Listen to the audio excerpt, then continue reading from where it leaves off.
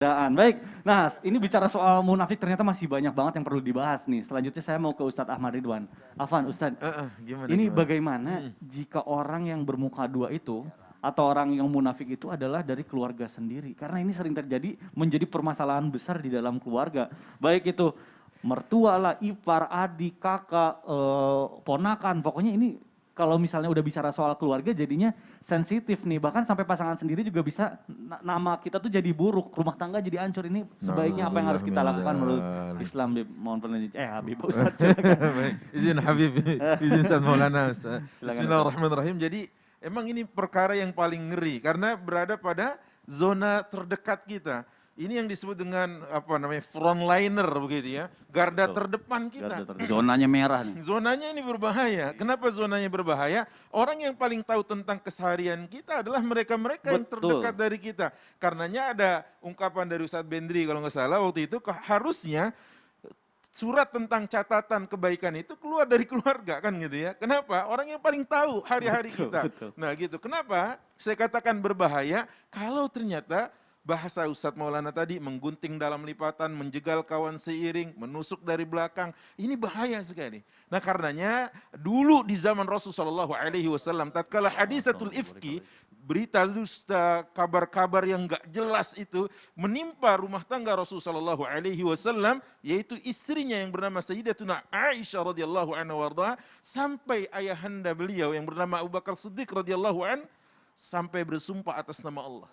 Kenapa?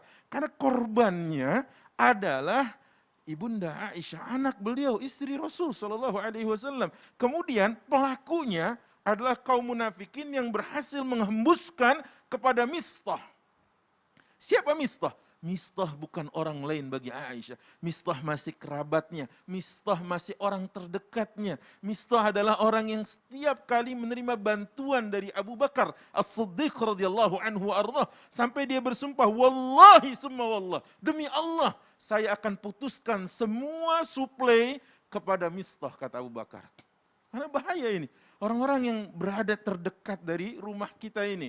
Ini yang berbahaya sekali. Karenanya kepada siapapun itu, baik mertua, ipar, kemudian bahkan pasangan sendiri, inna syarran nas, lagi-lagi, manzilatan yaumal qiyamah, orang di antara orang yang terburuk nanti pada hari kiamat, redaksi yang berbeda dari yang pertama, Rasul katakan, yaitu seseorang menyebar aib pasangannya ya kepada khalayak ramai, sehingga orang-orang itu tahu tentang keburukannya. Maka Rasulullah SAW ya mengingatkan kita untuk tidak melakukan itu.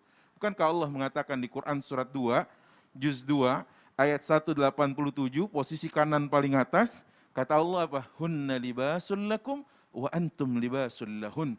Kalian, mereka itu istri-istri adalah pakaian buat kalian dan kalian adalah pakaian untuk mereka. Apa fungsi pakaian? Di antaranya adalah menutup aurat. Man tatabba'a auratal mu'minin.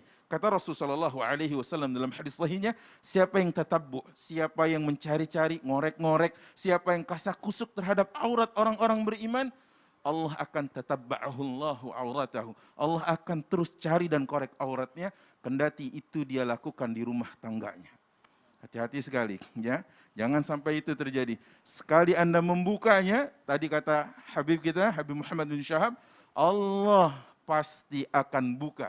Dan Allah akan mempermalukan kalian sebagaimana Anda mempermalukan saudara kalian.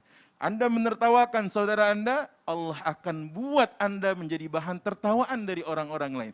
Waliyazubillah, karenanya kalimat di ayat ini sangat pamungkas, hunna libasul lakum wa antum libasul lahunna wallahu a'lam bishawab. Masya Allah, luar biasa. Jadi perlu digarisbawahi ini, sebelum kita mengorek-ngorek kesalahan orang lain, aib orang lain, jangan lupa kalau kita juga sendiri masih banyak aibnya.